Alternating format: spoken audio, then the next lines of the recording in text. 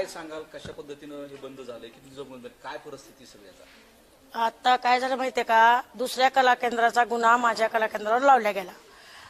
एक गुन्हा नसताना बिगर गुन्ह्याची आम्हाला सजा भेटली. माझ्या ज्या महिला आहेत त्यांच्या मागे एका महिलाच्या मागे कमीत कमी 6-7 माणसं जेवढा म्हणजे तिच्या परिवार आहे जगण्यासाठी.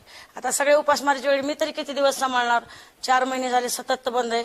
आणि सरकारने ह्याच्यावर आमचा गुन्हा नसताना जे आमच्यावर केस केली ती चुकीची आहे. त्याच्यावर हे घ्यावा जरा. त्याचा सरकारकडे विनंती आहे, मागणी म्हणण्यापेक्षा विनंती आहे की सरकारनं आमचं कला केंद्र चालू करावं. माझे जे हे सगळे सहकार्य सगळ्याला जगायचे, नाहीतर आम्ही आत्मदाह सगळेजण करायची परमिशन द्यावं सरकारने.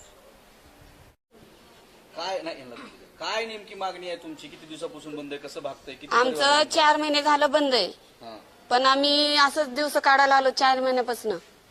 पण आमचं म्हणणं एवढंच की आमचं कला केंद्र चालू व्हावं, आमची एवढीच इच्छा आहे.